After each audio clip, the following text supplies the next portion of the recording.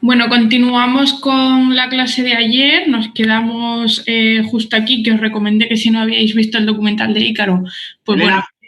disculpa. Dime. Hola, mira, soy Javier Ramos. Era, no sé, una duda que yo creo que comentaste ayer o que cogí así al vuelo, a ver si me puedes ahí.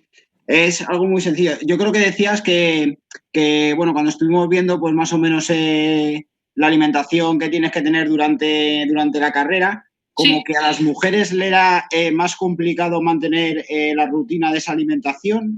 Sí. Puedo entender. A ver, y el motivo que tiene, porque son menos metódicas, tiene No, ¿qué va? alguna necesidad fisiológica distinta, no lo sé.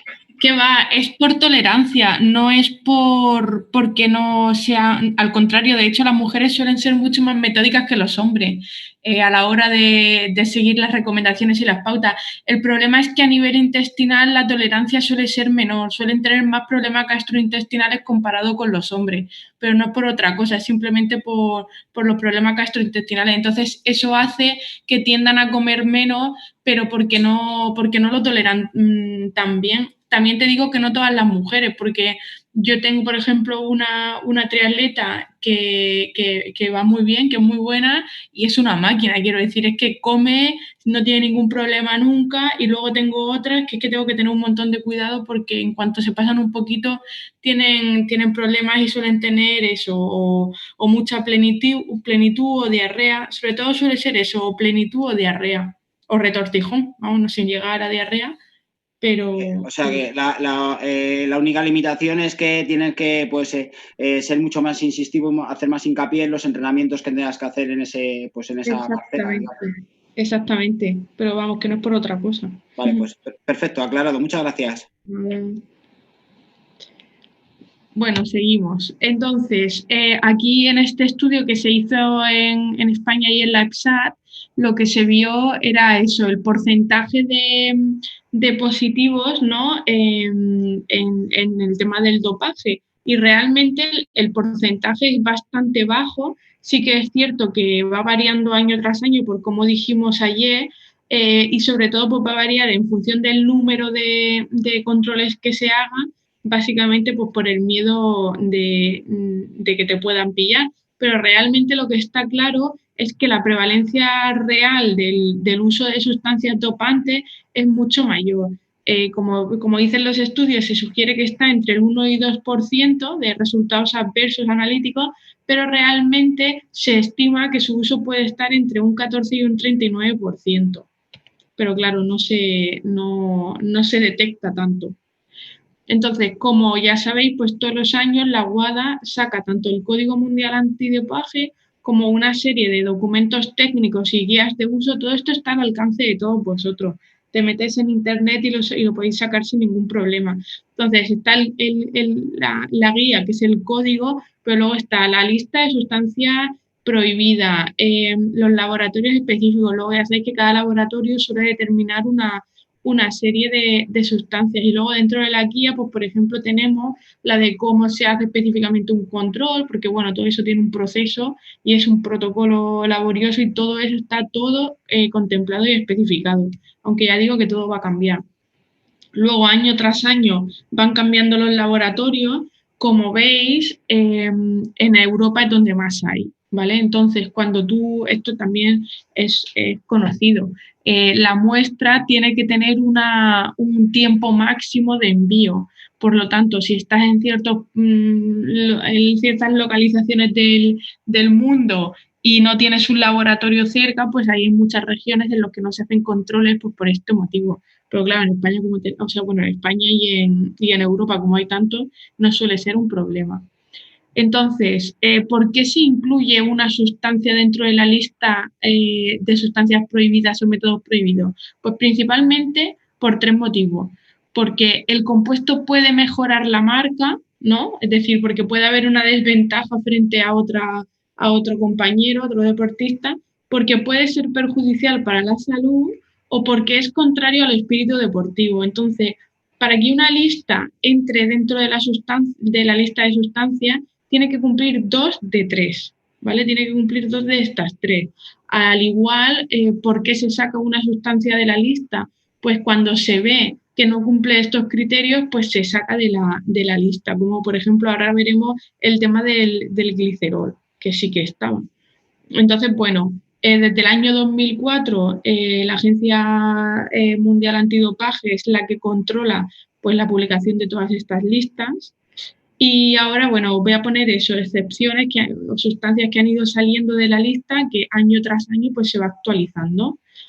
Eh, con el tema del glicerol salió en el 2018 y había dos problemas. Os comento tanto lo del glicerol porque ya sabéis que en el triatlón, en Ultraman y cosas así, pues en Ironman quizá no tanto, pero vamos, en largas distancias es una sustancia que se valora su uso para el tema de lo de la hiperhidratación. Entonces, el motivo de incluirla dentro de la lista de sustancias principalmente fue porque se pensaba que modificaba el pasaporte biológico. Ya sabéis que el pasaporte biológico es como una huella de identidad, por decirlo de alguna manera, de cada deportista. Se van haciendo varias determinaciones a lo largo de los años de ese deportista y digamos que tiene como un rango de normalidad suyo propio. Entonces parece que si modificas el volumen plasmático, que es lo que hace el glicerol teóricamente, podía modificar el pasaporte biológico y hacer pensar que se estaba dopando. Entonces, claro, ya sabéis que simplemente por un pasaporte, por determinaciones fuera de la normalidad del pasaporte biológico, se puede sancionar a un deportista sin tener que detectar ninguna sustancia en particular. ¿Vale? Entonces se vio que eso no era así. Entonces, claro, se afirmaba que aumentaba el volumen plasmático, ¿vale? He puesto sanguíneo, pero bueno, plasmático. Entonces, teóricamente, cuando tú tomas el glicerol, lo que se produce es que hay una mayor retención de líquido, ¿vale? Que cuando lo comparas solo con agua, ¿vale? Esa era la teoría. Y bueno, también se veía que el hecho de que tuvieras una hiperhidratación, pues podías controlar, ¿no? el estado de deshidratación que está inherente a la actividad física y sobre todo en la larga distancia. Entonces, el glicerol también se utiliza, si no sé si lo sabéis, como agente deshidratante, ¿vale? Por ejemplo, los culturistas lo utilizan antes de las competiciones pues para secarse, como se quedan así ellos tan sumamente deshidratados. Y luego el problema también está del estado hiperosmolar que genera, ¿vale? Todo es por el desplazamiento del líquido a nivel extracelular. Entonces, otro de los riesgos que podía tener el glicerol, aparte de que puede ser que no se tolere a nivel digestivo, es que da cefalea y luego lo que produce también es un aumento o un edema a nivel de celularidad en el sistema nervioso central. Entonces, también podía ser que tuviera efectos negativos en cuanto a la salud. Todas estas eran las hipótesis de por qué el glicerol tenía que estar dentro de las sustancias dopantes, pero como vemos a partir del 1 de enero de 2018, es decir, en la lista esta de modificaciones de 2018 se eliminó de la lista de prohibiciones. ¿Por qué? Porque en base a los estudios que había, se vio que eso, que no influía en el volumen plasmático del atleta, por lo tanto no alteraba el pasaporte biológico y que a nivel de salud, pues la magnitud de los efectos eran mínimos, ¿vale? Entonces luego os he puesto yo aquí varios estudios de los que hay del glicerol, ¿no? Aquí efectos sí que es verdad que algunos se hicieron intravenoso, pero bueno, para ver más el efecto que podía tener eh, el tema del glicerol y se vio que no había ningún motivo como para que estuviera prohibido. Esto ya sabéis, por ejemplo, que la cafeína también estaba dentro de la lista de sustancias prohibidas y también se eliminó. Por lo tanto, ¿el glicerol qué es? El glicerol pues, es un precursor de la síntesis de triglicéridos y fosfolípidos, ¿vale? Entonces, cuando se utiliza la grasa para producir energía, no para la oxidación, el glicerol también es una fuente de energía y puede ser convertido además en el hígado a glucosa, por lo tanto, interfiere en el metabolismo tanto del hidrato de carbono de la glucosa en este caso como de la grasa. Y bueno, es una sustancia que aparte de en el deporte, pues se utiliza en un montón de cosas. Humectante, plastificante, emoliente, es decir, que a nivel también de la industria alimentaria, por ejemplo, o cosmética y todo eso, también se utiliza. Entonces, ¿por qué se suponía que mejoraba el rendimiento? Porque podía incrementar la gluconeogénesis, porque conserva la hidratación, o sea, el estado de hiperhidratación, porque el aumento del volumen plasmático puede ayudar a una disminución de la frecuencia cardíaca y del umbral del lactato y una reducción de la percepción del esfuerzo, retrasando la aparición de fatiga. Todas estas son las teorías. Entonces, bueno, antes de las competiciones de resistencia de larga distancia, añadiendo el glicerol a la bebida, ¿vale? Pues parecía que aumentaba la retención de líquidos, pero no estaba claro que el rendimiento verdaderamente aumentase. En torno a un 3,3%, comparándolo solo con el agua, es lo que se supone que puede aumentar el volumen plasmático después de administrar el glicerol. Luego, el tema de cuánto se utiliza, el rango también es muy amplio, porque como tampoco es una sustancia que se use con tanta frecuencia, lo que sí que se sabe es que debe de ser inferior a 5 gramos por kilo y el rango más o menos está entre 1 y 1,2 gramos por kilo disuelto en aproximadamente 25-30 mililitros por kilo de líquido. ¿Vale? Como dije ayer, sí que se debe de iniciar la hidratación con el glicerol bastante tiempo antes, es decir, entre 1 y 2 horas antes del comienzo de la actividad, porque el efecto, el inicio de acción, ¿no? El efecto se supone que es entre 2 y 3 horas posterior a su ingesta. Entonces, bueno, aquí os he puesto varios artículos que hay que son relativamente recientes, porque ya digo que no es una cosa que se sepa tanto mucho, que se haya estudiado tanto, y que bueno, lo que sí que parece que está claro es que lo ideal sería, si se utiliza, en añadir al agua las sales y el glicerol, ¿vale? Pero bueno, que tampoco es una cosa que esté tan claro, ¿no? Las conclusiones pueden ser pues, que realmente no hay una evidencia de peso, que la hidratación con sales parece ser que el efecto es el mismo que cuando utilizan la hiperhidratación solo con glicerol y agua, ¿vale? Comparando agua y sales con agua y glicerol. Por lo tanto, digo que lo óptimo sería si lo utilizásemos que sea la hidratación con el agua, con la sal y con el glicerol. No hay un consenso realmente, como en todo, vamos, en los protocolos que se han utilizado en el estudio, y bueno, que hay que valorar sobre todo cuando lo utilizamos los efectos adversos que puede tener en nuestro deportista, ¿vale? Ya sabéis, a nivel de tolerancia digestiva y a nivel de cefalea. Os he puesto aquí esto también porque me imagino que alguna vez habréis tenido pues deportistas que tienen asma relacionada con el esfuerzo o que son alérgicos y en la temporada de la alergia pues se ponen bastante mal. Y ya sabéis que los inhaladores, como otro tipo de sustancias de medicamentos, están permitidos siempre y cuando se utilice una dosis inferior a la permitida, ¿vale? O inferior o igual.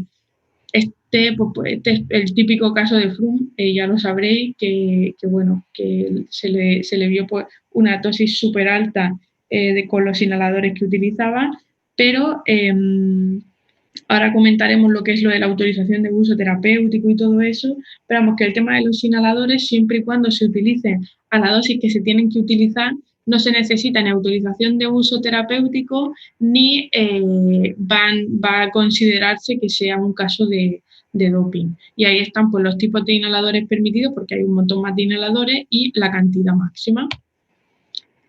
Entonces, bueno, dentro de la lista de sustancias prohibidas del 2020, que os la he puesto ahí, realmente no hay así nada muy, muy llamativo con respecto al resto de los años. Lo he puesto sobre todo lo más, creo que es más significativo para vosotros. Por ejemplo, cosas que hayan cambiado en este último año, el tema de perfusiones intravenosas, pero bueno, es que esto a vosotros la verdad es que no es de tanta relevancia. Antes ya sabéis que todo lo intravenoso está prohibido, incluso si, por ejemplo, tú vas al hospital y te tienen que poner una medicación, está prohibida, ¿no? Salvo que haya una autorización de uso terapéutico, o sea, una situación urgente y tal, y lo que ha cambiado es el volumen de administración. Pues si tú te tienes que poner una sustancia que no está prohibida, pero te la tienen que disolver, por ejemplo, en fisiológico o en glucosado, antes se permitía una cantidad mayor y ahora, por ejemplo, no se permite más de 100 mililitros y cosas así son las que van variando. Entonces, bueno, realmente cuál es la labor de cada federación, de cada país o de la UADA. Realmente la UADA lo que hace es controlar, ¿vale? Y las acciones se hacen a nivel nacional, ¿no? O a nivel de federación. Realmente son las federaciones las que van a indicar qué es lo que hay que hacer, ¿no? Por ejemplo, la selección de controles de deportistas o de competiciones y van a controlar la recogida también y luego pues cada agencia antidopaje pues es la que se va a encargar de hacerlo y luego sobre todo también los organizadores de grandes eventos, pues si hay un triatlón, el nacional por ejemplo, pues va a ser la propia federación o el organizador del evento quien va a decir que se tiene que hacer y simplemente se va a mandar al laboratorio que se tenga que mandar y la WADA pues ya controlará pues que todo esto funciona bien, pero luego la gestión del resultado o de la sanción va a ser quien lo haya indicado hacer la que lo va a llevar a cabo. Entonces, así un poquito por encima, lo que son la lista de sustancias que están prohibidas. Hay sustancias que están prohibidas en cualquier momento, ya sea tanto en competición como fuera de competición, y luego hay sustancias que únicamente están prohibidas en competición o en ciertos deportes, por ejemplo, ¿no? Entonces, así a grosso modo, ya lo sabéis, pues sustancias en general que no estén aprobadas, agentes anabolizantes, todo tipo de hormonas, peptídicas, factores de crecimiento, los beta-2 agonistas, que estos son los inhaladores, pero que ya he mencionado un poquito lo que son las peculiaridades por dosis y todo eso, pues cualquier modulador, ya no sea una hormona, pero todo lo que module una hormona o el metabolismo de una hormona, los diuréticos y los agentes enmascarantes, ya lo sabéis, el uso de diurético para modificar el volumen de la orina y que ahí se enmascare algo que puedas estar utilizando, pues también. Y todo lo que ya os he dicho, manipulación de sangre o de componente sanguíneo, manipulación química o física y lo del tema del dopaje genético, que bueno, que es un poco difícil. Dentro de competición, ¿qué es lo que está prohibido? Los estimulantes, los narcóticos, los cannabinoides y los glucocorticoides. El tema de los estimulantes, por ejemplo, un ejemplo súper claro que me imagino que sí que lo sabéis, el tema del frenador, ¿vale? El frenador y otros tipos de compuestos de la gripe tienen pseudoefedrina. La pseudoefedrina está prohibida. Entonces, el típico deportista que está malo o se pone malo y que tiene que competir, que puede pasar un control de dopaje, pues si se toma un frenador que no debe, porque hay varias marcas de los que llevan pseudoefedrina sin saberlo y se lo ha tomado en un momento inoportuno, pues puede que le dé positivo, ¿vale? Y luego algunas sustancias que están prohibidas solo en ciertos deportes, pues el alcohol y los betabloqueantes. Los betabloqueantes, pues por ejemplo en el tiro, ¿vale? Todo eso es en los deportes que suele estar prohibido. Entonces, así, a rangos gran generales, el tema de la eritropoyetina y todos los factores que influyen en la eritropoyesis y los factores de crecimiento, pues bueno, de lo que más se suele utilizar, ¿vale? Todo en deportes de resistencia.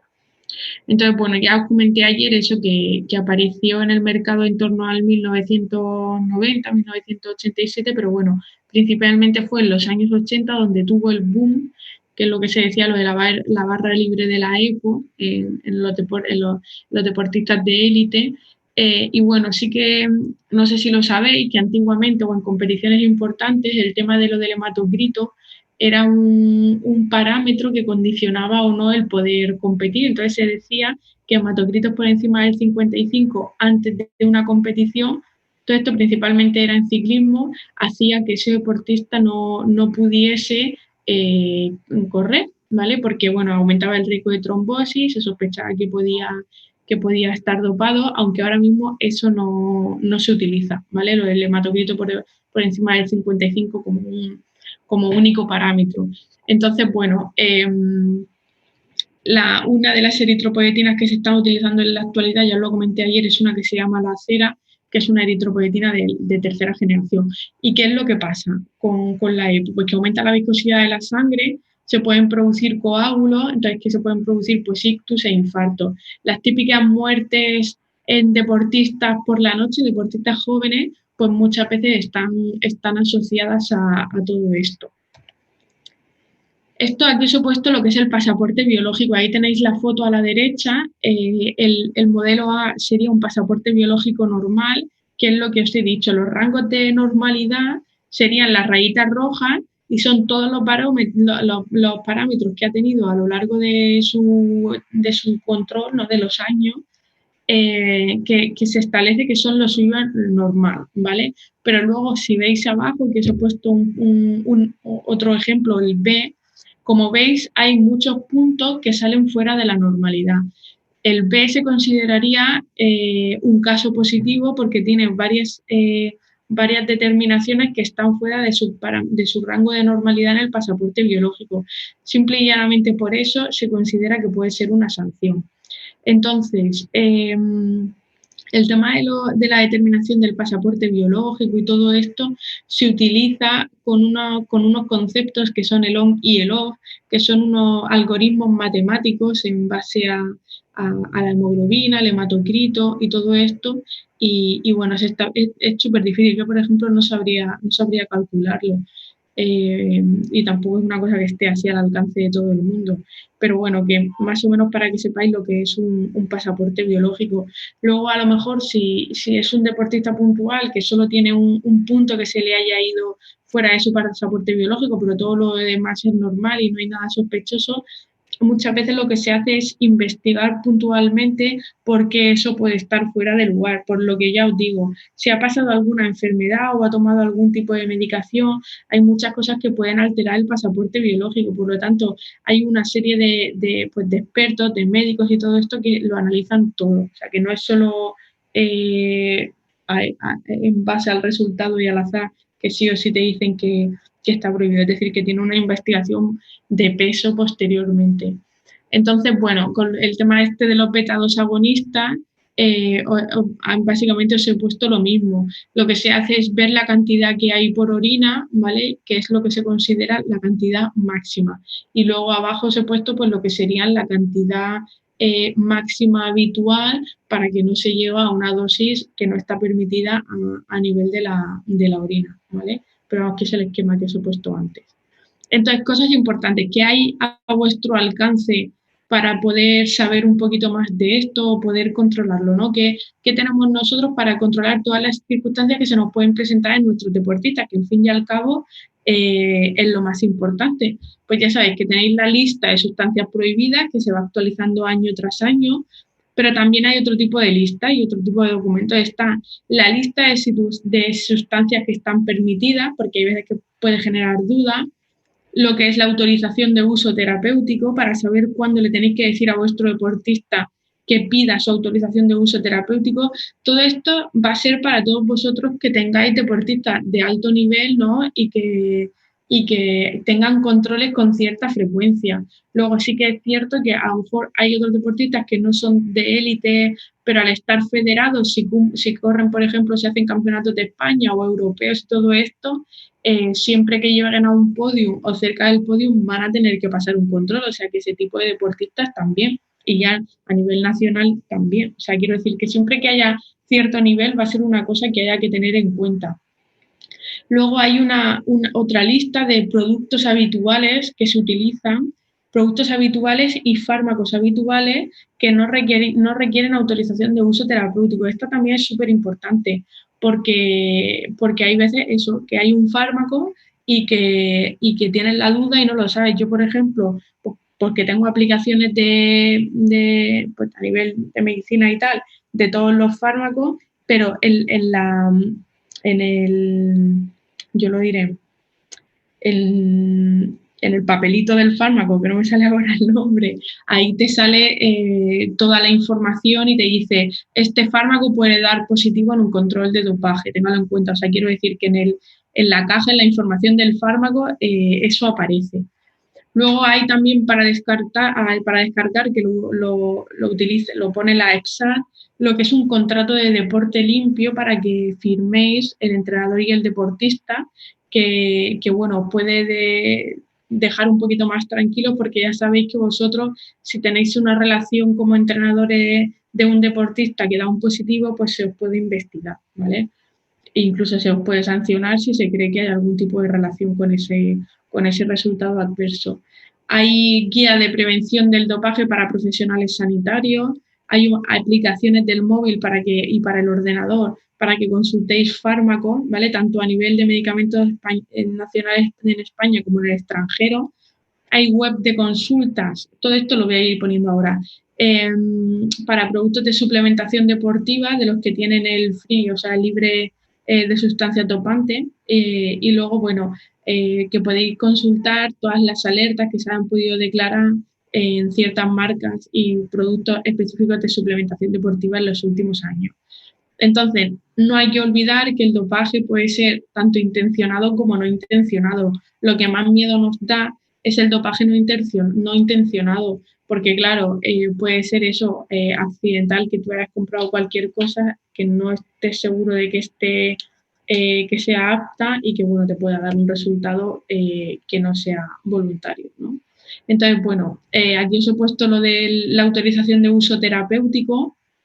Entonces, ¿cuándo hay que pedirlo? Pues cuando se utilice una sustancia o un método prohibido, que no exista una alternativa a su uso, que no sea consecuencia del uso de un método prohibido y que su uso, sin su uso, perdón, la enfermedad se agravaría. Por ejemplo, deportistas que sean diabéticos tipo 1 necesitan para vivir la insulina, porque si no se mueren. Pues, por ejemplo, la insulina necesita una autorización de uso terapéutico porque es una sustancia que está prohibida, ¿vale? Como hormona que es, está prohibida. Un deportista, por ejemplo, que es que esto es todo súper burocrático. Por ejemplo, tenéis un triatleta que es un diabético tipo 1 y de repente le comunican que tiene que estar bajo el control Adams, ¿no? Que lo meten dentro del seguimiento Adams, o que empieza a competir o se federa y puede pasar algún tipo de control, tiene un plazo máximo de 3 meses para pedirlo. Si en esos 3 meses le hacen un control y le ven que tiene esto, pues entonces le pueden sancionar. O sea, que es que hay que estar pendiente porque luego los tiempos también son un rollo. Y luego lo del tema de las autorizaciones de uso terapéutico para situaciones agudas, es decir, hay un deportista que le pica una avispa que es alérgico y que le tienen que poner intravenoso el corticoide y el antihistamínico, pues tiene un plazo máximo de 10 días desde que pasó eso para pedir la autorización de uso terapéutico con carácter retroactivo, porque si no, si le hiciesen un control y saliese positivo y no lo ha pedido, pues entonces ya también tiene un problema. Entonces, ¿cuándo se debe de pedir? Pues con todas las sustancias que están prohibidas en competición, hay que pedirla por lo menos 30 días de antelación a la próxima competición. Cuando las sustancias están prohibidas siempre, pues tiene que hacerse tan pronto como vayas a necesitar su uso, ¿vale? Porque si no es que no puedes empezar a usarlo. Y lo de la situación de emergencia, que es lo que acabo de comentar, tienes un plazo máximo de 10 días desde que te pusieron el tratamiento y obviamente pues tienes que enviar también el informe médico. Este es el listado de sustancias que se solicitan con frecuencia en farmacia y que no requieren la autorización de uso terapéutico. Si lo ponéis así en internet también os aparece. Este es el contrato que existe de la EPSAT, del entrenador y el deportista para el deporte limpio, ¿vale? O la declaración antidopaje.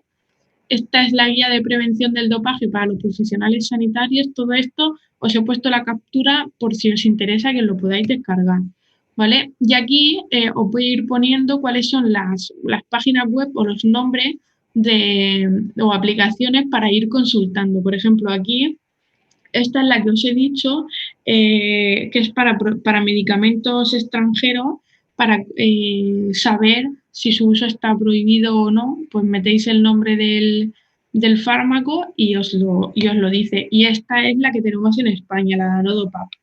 Esta la tenéis tanto para el móvil como para el ordenador. Está muy bien porque tú metes el medicamento, entonces te ponen si está permitido o no solo en competición o en cualquier momento, y si tiene una cantidad máxima también te la pone, ¿vale? O sea que da bastante información. Y estos son páginas de internet, que es lo de las marcas de suplementación de confianza, ¿vale? Ahí en cada país pues hay un montón. Esta es británica, la Informed Sport, Y bueno, yo por ejemplo esta la consulto un montón para suplementos que a lo mejor hay deportistas que les gusta pues probar cosas o tomarse cosas y cuando no tienen la seguridad de que pueda haber un suplemento que esté libre de dopaje, de verdad, pues te miras unas cuantas páginas a ver si encuentras alguno que se le pueda poner y quedarte tú tranquilo, básicamente. Ahora, por ejemplo, que está también muy de moda lo del CBD, encontrar uno así de confianza, pues no es algo tan fácil. Entonces, bueno, esta es la británica. Aquí os he puesto de estudios que se hicieron para detectar lo del dopaje inadvertido, pues un estudio, por ejemplo, que se hizo en el 2001-2002 también por el tema de la EFSAT, ¿vale? Que lo financió la WADA. Se analizaron pues casi 600 suplementos de diferentes países eh, y entonces se encontraron anabolizantes básicamente en todos ellos. Se han hecho varios estudios más recientes en 2015, 2000, estos son del inicio de año y lo que se ve más o menos en todos los estudios que en torno al 12-15% de los suplementos suelen encontrarse que están contaminados, ¿vale? Aquí en este de España lo que se vio es eso, que el 15% de los cuales el 14% eran productos españoles, pues principalmente suelen ser o proteínas o creatinas o vitaminas, suelen tener esteroides anabolizantes, ¿vale? O prohormonas, que no están declarados. No es ya tanto porque voluntariamente se haga, porque en algunos sí, obviamente, pero lo que está claro en el nombre del producto se ve súper claro. Pero hay otros que es que en los laboratorios donde se hacen, pues están haciendo otro tipo de sustancias y lo que hay es una contaminación cruzada. Esta es otra de las páginas, esta es de Estados Unidos, la Informed Choice, que bueno, también es de la agencia antidopaje de allí, de Estados Unidos, y también se pueden consultar aquí. Ya sabéis que muchos fármacos vienen de allí, ¿vale? Hay muchos fármacos o suplementos que se traen de Estados Unidos. Esta, por ejemplo, es de Alemania, ¿vale? Esta es de Holanda, sobre todo son la mayoría, suelen ser europeas y luego ya pues de Estados Unidos, Nueva Zelanda, ¿vale? Eh, Drug Free Sport, por ejemplo. Los canadienses son bastante potentes en temas de suplementación deportiva y en recomendaciones y estudios y la verdad es que esta página suya también está bastante bien. Aquí os he puesto una captura también de pantalla de ahí de la EPSAT. Todo esto lo podéis ver y descargar en la EPSAT, que hay un montón de información. Luego tenéis cursos que se pueden hacer y todo eso. Y bueno, pues alertas que van saliendo de productos específicos, los van poniendo año a año. Y aquí, bueno, más o menos tenéis el resumen de todas las que os he ido comentando para que las podáis tener. Y luego esto es curioso porque realmente el tema de los controles y todo eso no se hace al azar, ¿vale? Dentro de la EPSAT y de todas las agencias de control antidopaje, pues hay una parte, hay policías, por ejemplo, que se encargan de hacer la investigación, no solo el tema de los controles y tal, y todo se basa en función de un índice de riesgo. Se analiza el deporte, las características fisiológicas del deporte, se analiza la popularidad y a nivel económico lo que mueve ese deporte. Entonces, en función también del servicio de inteligencia de la agencia, se hace una ecuación y en función del índice de riesgo que tenga ese deporte, pues se hacen más o menos controles. Esto funciona así. Entonces, ¿cuáles tienen más índice de riesgo? Pues creo que os lo puse antes en la otra, en el cambio de ayer a hoy. Pues en función del índice de riesgo, ¿cuáles tienen más? Pues el atletismo, el ciclismo, el triatlón tienen más índice de riesgo porque fisiológicamente tienen una mayor demanda, ¿vale? El tema del fútbol, por ejemplo, tiene más riesgo, pero por la economía y por la popularidad. Es decir, cada uno tiene su peso y sale luego un índice de riesgo. Y ahora ya pues nos vamos a meter en la parte de ergogenia. Iba a poner unas prácticas de nutrición, pero que al final, entre unas cosas y otras, pues no va a dar tiempo, ¿vale? Pero bueno, consistía sobre todo en lo que era la preparación de un evento, para que vosotros pusierais un poco manos a la obra si no lo habíais hecho hasta ahora en ningún momento. Y otra parte era la que ya os comenté directamente yo ayer, pero sí que os invito a que lo hagáis, que es analizar la composición de las isotónicas, ¿vale? Porque os va a costar iniciaros en el análisis realmente con los datos específicos y ver si marcas que habitualmente estáis utilizados a recomendar o a usar cumplen o no los requerimientos. Entonces, bueno, os voy a contar los conceptos básicos de ayudas ergogénicas. Hay 200.000 millones de suplementos y de ayudas que se utilizan, ¿vale? Pero bueno, realmente nos vamos a basar en todo lo que tiene una evidencia A y tiene un peso suficiente como para que sí o sí se lo recomendemos a nuestro deportista si lo necesite. Y luego voy a comentar otras que se encuadrarían dentro del B, que no hay un consenso ni una evidencia de suficiente peso como para recomendárselo a nuestros deportistas, pero que deberíamos de tener en cuenta. Entonces, hay un montón de revisiones, ¿vale? Es súper difícil encontrar metaanálisis porque prácticamente no se hacen, que sería lo ideal, pero bueno, lo que tiene una evidencia sí que tiene estudio de peso y lo que no, pues simplemente recomendaciones. Entonces, ¿cuál es la principal dificultad? Ya lo hemos comentado con todo el tema de los suplementos y las ayudas ergogénicas. Pues primero, definir qué se entiende por suplemento nutricional o ayuda ergogénica, porque las comidas deportivas, es decir, la isotónica o el gel o la barrita, se considera que tiene una evidencia, ¿vale? Como ayuda ergogénica. Entonces, eso es una cosa que sí o sí, pues, tiene que tomar el deportista, ¿vale? Luego entraría el concepto del suplemento médico, para tratar algún problema que haya a nivel clínico o un déficit o una necesidad a nivel analítico, pues como podríamos tener en cuenta la vitamina D, otro tipo de complejos multivitamínicos o el hierro, por ejemplo. Y luego lo que son los suplementos ergogénicos como tal destinados a la mejora del rendimiento, ¿vale? Luego está ahí el concepto de los alimentos funcionales, los superalimentos, cuyo objetivo sería pues optimizar la salud, ¿vale? Pero esto ya entraría dentro de la categoría de productos alimentarios, como dijimos ayer, y luego, bueno, pues hay otra gama de suplementos que pueden ser los extractos botánicos, los herbales, como la ashwagandha, que ahora mismo también está muy de moda, que bueno, que ya digo que es un mundo, sí, nos podríamos volver locos aquí hablando de sustancias. Entonces, bueno, el principal problema, ya sabéis, eso, que al ser suplementos dietéticos, una subcategoría de alimentos, no están obligados a proporcionar evidencia de seguridad y eficacia. Entonces, por un lado, hay un concepto que es, yo mando un suplemento y tengo o no tengo seguridad con ese suplemento, y luego eficacia a nivel de qué. Vamos a ver, esto es lo más importante, que tengamos en cuenta esto. ¿Cuál es mi objetivo?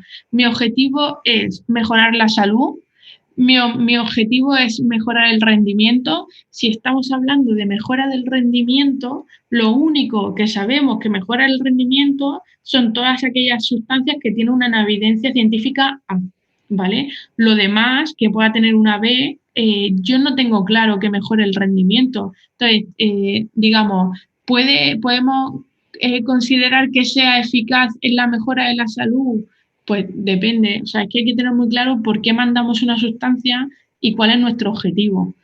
Entonces, sin embargo, un medicamento sí que se rige por una regulación farmacéutica, previamente eso a la comercialización y el control del producto final, y luego los suplementos dietéticos no están obligados a obtener la aprobación de la FDA, ¿vale? Antes de comercializarse. Por lo tanto, pues tiene un cierto riesgo, ya sabréis, un montón de sustancias que luego se han retirado del mercado porque se han visto efectos perjudiciales a nivel de salud. Muchos suplementos, eso, botánicos, herbales y todo esto, luego se ha visto que han podido tener riesgo de hepatitis y cosas así, ¿vale? O sea que hay efectos adversos que pueden ser graves. Entonces, los objetivos, pues, ¿cuáles tienen que ser para el uso controlado? El uso responsable, diferenciar lo que es un suplemento deportivo de lo que es un suplemento médico, siempre pensar en los efectos adversos que pueden tener los suplementos, y una educación, ¿vale? O el uso por personal que esté cualificado. Ahora veréis por qué. Maugan lo que dice con todo el tema del seguimiento del deportista a lo largo de su evolución y todas las sociedades y las agencias de control antidopaje lo que intentan es que hay que educar al deportista desde que es niño, principalmente se basan en la educación nutricional, hay que enseñarle a comer saludablemente y durante toda su evolución y como vayan cambiando las necesidades de la persona y con el entrenamiento, la competición y todo eso, ir evaluando progresivamente si es necesario o no iniciar pues, ciertos suplementos. Sí que se dice que no hay que iniciar suplementos deportivos en menores de 18 años. Y entonces te ponen como este esquema, ¿no? Entonces, para cuando tú vas a iniciar un suplemento, te tienes que plantear esta serie de preguntas. ¿Hay suficiente cantidad en la comida real? ¿Sí o no? Si no la hay, ¿es mayor de edad? ¿El entrenamiento y la alimentación son adecuadas? ¿Tiene claro cuál es el objetivo de iniciar ese suplemento deportivo? ¿Sí o no? ¿Hay evidencia en la eficacia tanto en la mejora de la salud como en el rendimiento deportivo? ¿Sí o no? ¿Está seguro de su uso? ¿Conoce los efectos adversos, las interacciones que pueda tener con medicamentos y la dosis que sea adecuada? ¿Sí o no? ¿Está usted seguro de que no existen sustancias prohibidas en sus ingredientes? Sí, no. ¿Está certificado el lote del suplemento como que está libre de sustancias dopantes? Sí o no. ¿Lo probó en los entrenamientos y en las competiciones menos importantes? Sí o no. Y luego ya al final de todo, si todo ha sido que sí, ¿el resultado es positivo cuando lo ha utilizado y le va bien? Sí, pues siga usándolo con control. Es decir, ahora mismo en esta diapositiva tenemos todo el esquema de toda la clase de ayer y hoy, ¿vale? O sea, la conclusión tiene que ser esta, que cuando vas a iniciar algo tienes que saber por qué lo inicias y si de verdad va a merecer o no va a merecer la pena y tú vas a estar tranquilo una vez que lo inicies y lo recomiendes. Entonces, ¿cuáles son los suplementos que son más utilizados? Pues las vitaminas, los minerales, los aminoácidos, las proteínas, las isotónicas y las barritas. Y lo que ya digo, Maugan dice que no se debe de recomendar su uso pues, en menores de 18 años. Hay excepciones, ¿vale? Yo, por ejemplo, pero ya quizá más por tema de salud, ¿no? Yo tengo deportistas que son menores de 18 años, incluso algunos menores de 16 y de 15, que hay veces que sí que te tienes que plantear pues ciertas cosas. Yo, por ejemplo, tengo un tenista que es muy joven, pero bueno, tiene un déficit de GH, entonces está en tratamiento con hormona de crecimiento y bueno, pues me he tenido que plantear, aparte de fortificar, aumentar y optimizar el tema de la nutrición, pues hay veces que un suplemento proteico es una buena opción, pero ya digo que no es lo habitual, ¿vale? Tampoco es lo habitual que llevéis deportistas que obviamente tengan un déficit de hormona de crecimiento, por ejemplo, ¿no? Pero bueno. Entonces, ¿en qué situaciones hay que valorar la suplementación? Cuando hay una deficiencia específica de algún nutriente, donde hay ciertas consecuencias de que haya una ingesta inadecuada, por ejemplo, en mujeres, disfunciones menstruales, cuando a lo mejor puede haber una baja densidad mineral ósea, hay que tener cuidado en las chicas que puedan tener amenorrea, que ya sabéis que es bastante frecuente, la salud ósea, a lo mejor no justo en el momento en el que vosotros estéis trabajando con ese deportista, o esa deportista en este caso, pero a largo plazo no es tan raro que pueda haber una osteoporosis, por lo tanto a lo mejor no está de más plantearse el tema de la suplementación con el calcio y la vitamina D o tenerlo en cuenta. Súper importante también el tema de la suplementación con el hierro en las mujeres. Cuando estamos en periodos de pérdida de peso o en dietas que excluyen algunos nutrientes, por ejemplo, si tenéis deportistas vegetarianos, veganos, tenerlo también un poco más en cuenta.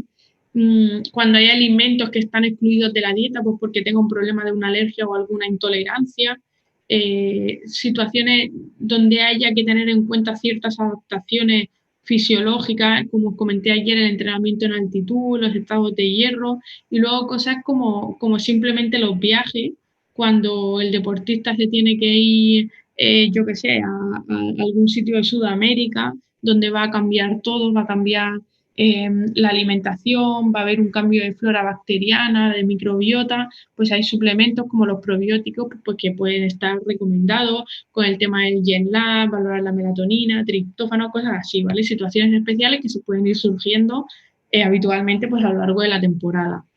Entonces, se han hecho varios estudios también que simplemente se basan en preguntarle por qué utilizan suplementos a los deportistas. Pues la mayoría dicen que es para la recuperación del entrenamiento, el 71%, el 50% dice que para la salud, el 46% que para mejorar el rendimiento, otros que para prevenir, para tratar una enfermedad, para compensar una dieta deficiente, ¿vale? O sea que cada uno tiene su motivo. Es súper curioso cuando yo estuve ahí en el CAR en Madrid, cuando le preguntabas a los deportistas, porque claro, ellos van pasando las revisiones médicas una vez al año y bueno, yo les preguntaba que cuando tomaban algo, ¿no? Que por qué lo tomaban. La mayoría, y estamos hablando de gente que está allí en el CAR, no sabían ni por qué lo tomaban, lo cual es bastante curioso porque muchos suelen ser mayores de edad también. Y bueno, muchos no saben ni por qué lo toman. Y lo curioso también es esto, que cuáles son las fuentes de información para iniciar la suplementación. Pues mira, los familiares y los amigos son el 74% de los que les dicen que se tomen la suplementación. Y esto es verdad, porque muchos de ellos le dicen, oye, ¿por qué te tomas la creatina o los BCA? Y te dicen, pues porque lo toma el de no sé quién de mi equipo o porque mi padre o mi madre me ha dicho que esto tiene que ser bueno para tal, ¿vale? Esa es su fuente de información principalmente. En torno al 44% suele ser el entrenador y luego el médico o el nutricionista pues ocupan ahí el tercio de la información, ¿vale? Un 33% aproximadamente. Y bueno, al fin y al cabo, esto es un estudio que se hace y lo determina, pero es que si os ponéis a preguntar, cuando ya lleváis mucho tiempo con un deportista, no porque vais a ser vosotros, pero cuando es alguien nuevo, es bastante curioso que le preguntéis porque normalmente sí que suele ser así. Entonces, como hemos dicho, obtener la evidencia para todo esto es bastante difícil porque hay escasa investigación y porque cada uno hace un protocolo básicamente a su antojo, entonces la mayoría de los estudios no son comparables, tanto a nivel de nutrición deportiva como, por ejemplo, a nivel de nutrición clínica y hospitalaria, pasa exactamente lo mismo. Es súper difícil y casi no hay una evidencia de grado A para muchas cosas que son súper básicas, ¿vale? O sea que no es nada raro. Entonces hay un montón de productos que están disponibles y al acceso de cualquier deportista y bueno, hay mucha limitación por la calidad de los estudios. Los metaanálisis, como ya sabéis, las revisiones sistemáticas son los estudios en los que os tenéis que basar para ver evidencia y poder recomendar algo, ¿vale? Y todo lo demás lo tenéis que intentar descartar. Entonces, ¿cuáles son los efectos negativos al uso de los suplementos dietéticos? Pues os lo he dicho muchas veces. Resultados analíticos adversos, efectos negativos en el rendimiento o efectos negativos en la salud. ¿Vale? También hay que tener en cuenta que los suplementos son súper caros. Hay muchos deportistas que se gastan un dineral en suplementos y a lo mejor les duele más gastarse el dinero en un aguacate que es un producto caro, por ejemplo, pero que es súper sano, y prefieren gastárselo en un suplemento que luego no es ni siquiera de calidad de un omega 3, ¿vale? Por ejemplo, es que no sería nada raro. Entonces, bueno, aquí también veis, por ejemplo, que hay un montón de estudios que se han hecho específicamente con las proteínas, que son de los que más riesgo tienen, pero realmente se considera que es un suplemento que se utiliza mucho y se considera como que no tiene alto riesgo de dopaje. Pero bueno, sí que se ve que hay luego, por ejemplo, no tanto como las sustancias dopantes, pero sino un montón de aditivos que son malos para la salud, ¿vale? Que también hay que tenerlo en cuenta. Una proteína buena es una proteína cara. Una proteína que es barata es porque no va a ser de buena calidad, ¿vale? Entonces se encuentra plomo, se encuentra arsénico, cadmio, mercurio, ¿vale? Un montón de metales pesados que por encima de la dosis recomendada pues tiene efectos negativos en la salud. En cuanto a contaminantes, pues principalmente anabolizantes esteroideos o prohormonas, ¿vale? Entonces, bueno, hay una relación entre los esteroides anabolizantes y el cáncer de testículo del hombre. También ya sabéis que los esteroides anabolizantes pues, pueden hacer que aparezca ginecomastia, que el pecho en el hombre. Y luego, bueno, hay algunos que son ya dentro de otro perfil de suplementos, que son los que te ayudan a quemar grasa y todo esto, que principalmente lo que tienen son estimulantes, sobre todo pues análogos de anfetamina y efedrina o pseudoefedrina, como tiene el frenador, ¿vale? Que es la pseudoefedrina. Y bueno, aquí simplemente pues el porcentaje de contaminación de un montón de productos que se han analizado, que bueno, más o menos es un porcentaje bajo que va variando. Antiguamente los suplementos, lo veis aquí, estaban mucho más contaminados en el año 88 respecto a los años más recientes, están por debajo del 50% que previamente, pero bueno, que es una cosa a tener en cuenta, que la tasa de contaminación, pues dependiendo del producto, puede ir de en torno al 12 al 58%. Y en lo que os he dicho, que el miedo de todo esto es el dopaje no intencional, ¿vale? Si ya lo hace voluntariamente, pues eso ya es cosa de cada uno, pero se hace con otro tipo de sustancias. Entonces, principalmente me he basado en en esta revisión que se ha hecho en España, que lo ha hecho la FEMEDE nuestra, y lo sacaron hace muy poquito, a final de este año. Y la verdad es que no sé si la habéis leído ya o no, pero bueno, es una guía que está súper completa y han revisado todo súper bien. Entonces, bueno, me baso principalmente en esto, pero bueno, tenéis un montón de consensos de diferentes sitios. La canadiense, como os he dicho, es bastante buena también de todo el tema de los suplementos, ¿vale? Y de las ayudas ergogénicas. Ahí os he puesto un montón, ¿vale? Para que echéis un vistazo, aunque bueno, de esto habréis leído también un montón. Entonces, bueno, ¿cómo podríamos organizarnos las ayudas ergogénicas en función del objetivo que nosotros tenemos con el deportista? Pues suplementos que puedan ser inmunomoduladores en función del momento de la temporada o para el tema de la recuperación, para ganar energía, para ganar masa muscular, para perder grasa, antioxidantes, estimulantes, alcalinizantes, ¿vale? En función de lo que nosotros queramos, vamos a tener un tipo de suplemento o no, pero ya digo que lo principal siempre es plantearse cuál es el objetivo y ver a partir de ahí lo que queremos. Esta diapositiva os la he puesto más que nada porque está bastante bien por el tema de los colores y la clasificación. Lo que tiene una evidencia A en verde, en B está ahí en naranjita y en rojo, pues obviamente lo que está prohibido o lo que tiene alto riesgo de que esté contaminada, ¿no? Obviamente la efedrina está prohibida, pero luego hay otras, por ejemplo, el calostro que se utiliza ahora, que está muy de moda, que puede tener riesgo, los suplementos que son de hierbas y todo eso también pueden tener. Y luego su clasificación en qué tipo de deporte han demostrado que tiene una evidencia A, ¿vale?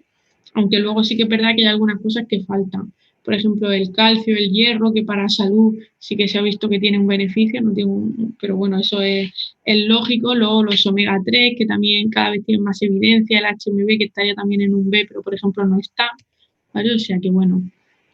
Voy a hablar un poquito ya más específicamente de lo que son los suplementos de proteína, ¿vale? Ya sabéis que la proteína es esencial para la síntesis de masa muscular, ¿vale? Para la remodelación muscular, pero que va a depender de muchas cosas, de la fuente, de dónde proceda esa proteína, de la cantidad de proteína que nosotros tenemos por comida, del tiempo que haya entre la ingesta y el ejercicio, de que tú la tomes simultáneamente con otro tipo de nutrientes, ¿vale? De macronutrientes. Entonces, principalmente, ya sabéis que la leucina es el único aminoácido que va a ser capaz de estimular la síntesis de proteína muscular durante la recuperación, ¿vale? Porque es la única que va a activar el complejo de la rapamicina 1, el mTOR. Por ejemplo, también está totalmente demostrado que cuando tú bebes alcohol en una cantidad de 1,5 gramos por kilo, se va a deteriorar, vas a inhibir la activación de la mTOR. Entonces, cuando uno termina de entrenar y se bebe su cerveza, pues socialmente está muy bien, pero ya sabéis que si te tomas tu suplemento de proteína después en el recovery para recuperar, pero luego a la media hora te vas a tomar la cerveza, pues estás haciendo algo que no tiene mucho sentido, que lo puedes hacer por gusto, pero bueno, que hay que saber lo que se está haciendo, ¿vale? Entonces, ya sabéis que el suero lácteo es el principal suplemento proteico que se utiliza, pero bueno, el suero lácteo es el líquido el líquido blanco que obtenemos cuando, por ejemplo, se va a producir el queso, ¿vale? Eliminas el cuajo y te quedas con el suero lácteo, ¿vale? Entonces eliminas lo que es la caseína y toda la grasa. Este líquido también va a tener, aparte de la proteína, va a tener lactosa, va a tener minerales, va a tener vitaminas, ¿vale? Y ciertas trazas de grasa. Entonces, en función de cómo tratemos posteriormente ese suero lácteo, vamos a tener un tipo de proteína o no, ¿vale? Del suero lácteo encontramos o el concentrado o el aislado o el hidrolizado del suero lácteo, ¿vale? Es importante que sepamos las diferencias. Y luego la caseína, que es otro tipo de proteína que no es la del suero lácteo, pero que también se obtiene de la leche, que es el 80% restante, es una proteína más completa, es una proteína de absorción mucho más lenta y es una proteína pues, que va a tener eso, que va a tener más grasa, ¿vale? Entonces, aquí vemos en función del tipo de suero lácteo la cantidad de aminoácidos y de aminoácidos ramificados que vamos a tener en ese suplemento. El hidrolizado, ¿vale? Que va a ser la proteína de absorción más rápida y más digerible y más cara, pues va a ser la que más cantidad de aminoácidos esenciales y de aminoácidos ramificados y de leucina tenga, porque no va a tener ni vitaminas, ni minerales, ni grasa, ni nada de nada. Entonces, el concentrado es una proteína que, o sea, es el tipo de proteína de suero lácteo que tiene proteína que es activa biológicamente, ¿vale? Comparado con el resto de suero lácteo. Entonces, aparte de tener la proteína completa, es decir, una proteína entera con todos sus aminoácidos, va a tener algunos minerales, va a tener un poquito de lactosa, ¿vale? Pero es una proteína completa. Luego, el aislado, que sufre un proceso de tratamiento más, que es el microfiltración e el intercambio iónico, lo que va a quitarse es el exceso ese de lactosa y el exceso ese de grasa que tenía el concentrado de suero lácteo y va a hacer que el porcentaje de proteína sea por encima del 90%, es decir, un concentrado tiene menos del 90% y un aislado tiene más del 90%, pero ambos dos son proteínas completas. Y el hidrolizado es el que está totalmente tratado porque se produce la hidrólisis de la proteína, es decir, se hidroliza el aislado y lo que vamos a encontrar en él son el aminoácido aislado, los dipéptidos y los tripéptidos, ¿vale? Entonces va a ser una proteína que se tolere y se digiera mucho mejor porque ya viene la proteína digerida, por decirlo de alguna manera. Si os acordáis, ayer cuando os conté la hidrólisis de la proteína, con las enzimas pancreáticas era el mecanismo por el cual la proteína completa se iba a hidrolizar en aminoácido dipéptido y tripéptido. Pues digamos que cuando tú te tomas un hidrolizado, lo que obtienes es esto, es decir, vas a tener un más de 90% de proteína y van a ser todas expensas de este tipo de aminoácidos y se va a digerir mucho mejor. Entonces, cuando a ti te dicen, tú vas a comprar una proteína y te dicen proteína whey, ¿vale? Proteína whey es una proteína de suero lácteo, es decir, no es una caseína, diferenciamos caseína o suero lácteo, pero después de que nosotros queramos coger un suero lácteo, tenemos que ver qué es lo que estamos comprando, porque la mayoría de las veces no te lo dice. ¿Estás comprando un concentrado, estás comprando un aislado o estás comprando un hidrolizado? Ahí vas a ver totalmente la diferencia cuando veas el precio. Una proteína que te cuesta 50 y tantos euros va a ser un hidrolizado, pero la proteína que te cuesta 17, por ejemplo, va a ser sí o sí un concentrado. Entonces tenéis que leerlo bien para saber qué es lo que estáis comprando porque no es lo mismo. Que, por ejemplo, una persona que tolere mal la proteína o le siente mal porque hay gente que le da dolor de barriga, tenéis que iros a un hidrolizado. ¿Por qué? Porque la digestión va a ser mucho mayor y mucho más completa de la que vas a tomar, ¿vale? Entonces, realmente... Perdona. Sí. Y aquí, porque, bueno, si no me confundo, has estado hablando siempre de proteína que viene procedente del suero de leche. Sí. ¿Y las proteínas de origen vegetal? A ver, la proteína de origen vegetal, el problema que tiene, yo he hablado del suero lácteo principalmente para saber las diferencias entre ellas y la composición de cada una de ellas. Entonces, la proteína vegetal normalmente es una proteína que, digamos que la podríamos comparar como si fuera, entre comillas, no me entiendas mal, a una caseína o a un concentrado, me refiero porque es una proteína que va a estar completa, que no va a ser una proteína hidrolizada, normalmente vas a tener una de guisante, una de soja, una de tal, ¿vale? Va a ser una proteína completa, que va a tener un aminograma específico que va a marcar, se va a diferenciar de una marca o de otra, que va a tener toda la composición de aminoácidos que se requieran, ¿no? O sea, no estoy diciendo que sea malo, pero que es una fuente totalmente distinta, que va a ser una proteína completa y que va a tener un perfil X en función del origen. ¿Sabes lo que te quiero decir? Me refiero que, por ejemplo, pues gente que tenga problemas con lactosa, de intolerancias o demás,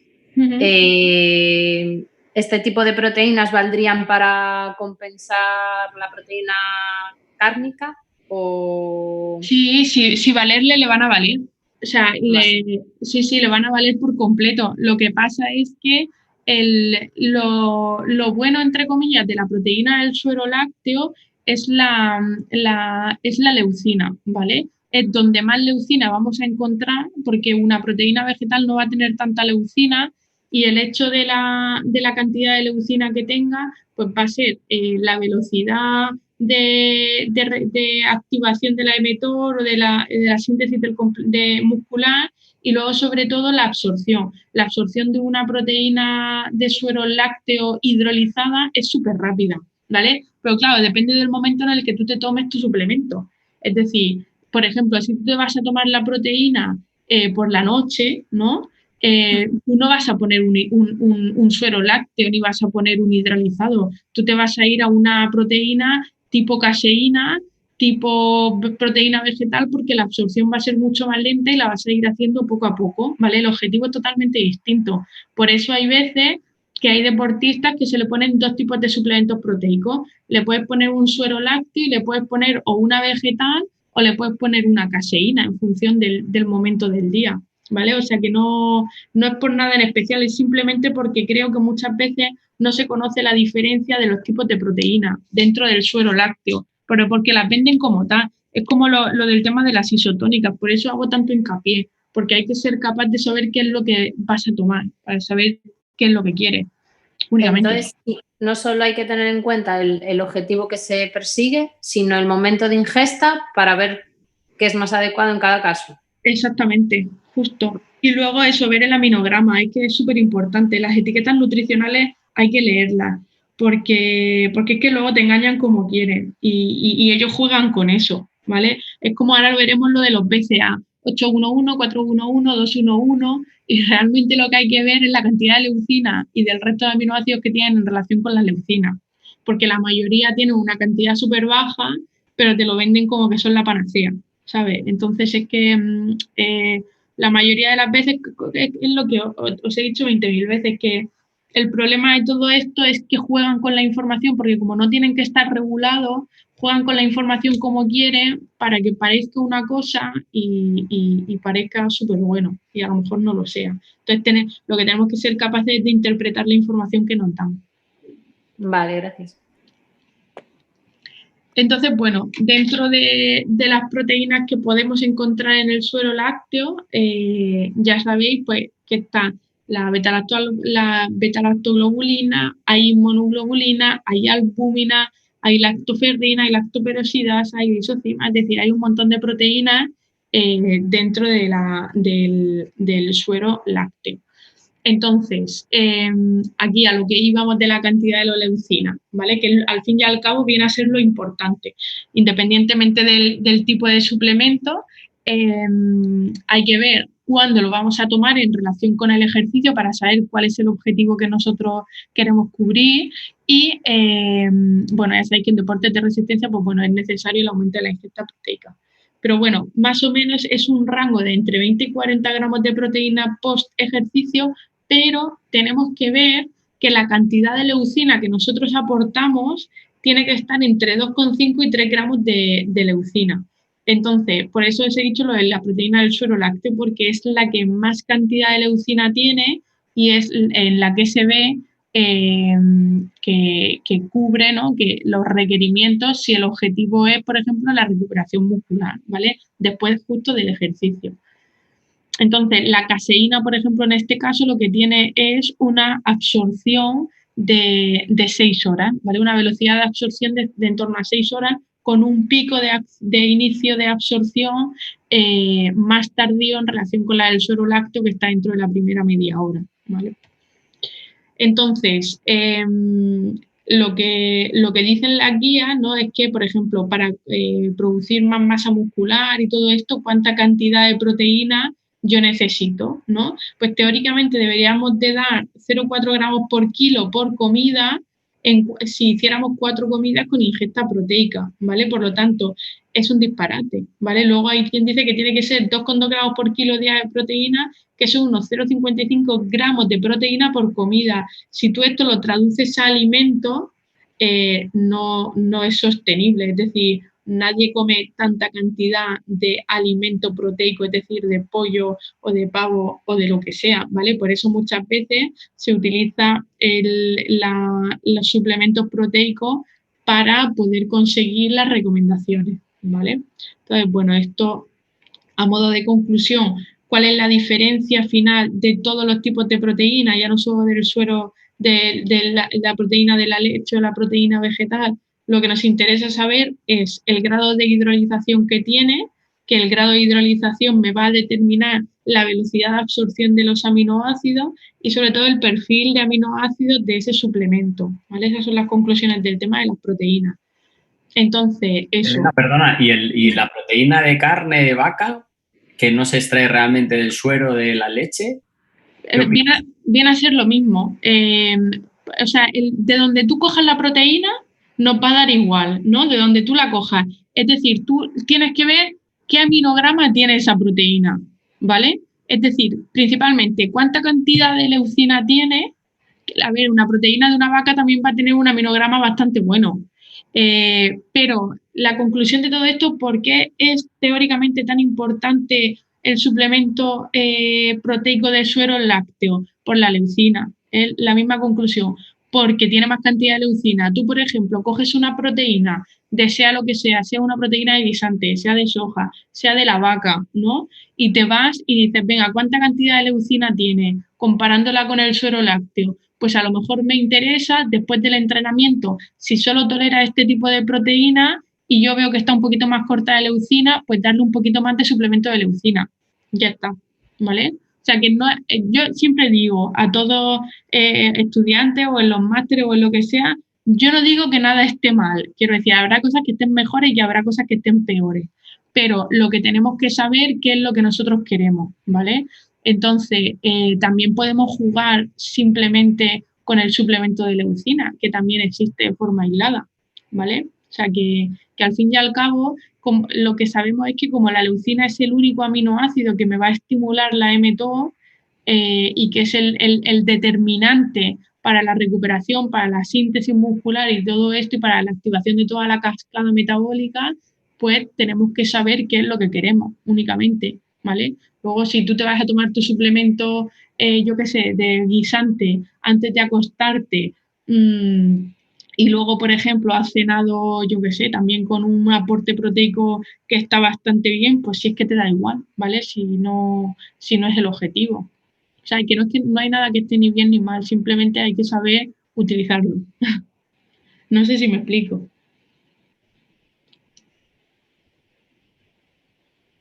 Sí, ok, gracias. Vale. Entonces, nada, lo mismo, la diferencia con lo de la caseína es que la absorción es mucho más lenta y van a ser proteínas completas. La diferencia, yo os lo he puesto aquí, un concentrado son proteínas activas biológicamente, un aislado se ha retirado la lactosa y la grasa, ¿vale? Y en un hidrolizado es una proteína en forma de aminoácidos, dipéptidos y tripéptidos. Por ejemplo, no sé, con la chica que antes me ha preguntado, el tema de la intolerancia a la lactosa, realmente si tú tomas un hidrolizado que es bueno y es de calidad, no tiene lactosa. Es decir, no tienes que tener ningún tipo de problema. Al igual que con muchos otros problemas o gente que toma suplementos vegetales pues, por otros motivos, los hidrolizados son solo dipéptidos, tripéptidos y aminoácidos. De hecho, por ejemplo, en medicina, en la nutrición normal del hospital, cuando nosotros tenemos los pacientes que llevan nutriciones enterales o parenterales, porque a lo mejor tienen problemas pancreáticos o porque han tenido cirugía o cualquier cosa así, cuando tú le das un hidrolizado, todos los hidrolizados están libres de lactosa, es decir, que cualquier intolerancia le vas a seguir poniendo un hidrolizado porque es el aminoácido puro en sí, ¿vale? Lo que pasa es que, claro, tiene que ser de calidad. El problema de la proteína hidrolizada de verdad de calidad es que es cara, no es otra. Y bueno, vamos a entrar dentro de las sustancias estimulantes. Principalmente la básica y la más conocida es la cafeína, ¿vale? Y es la que está libre su uso por confianza, básicamente porque luego el ginseng y el té verde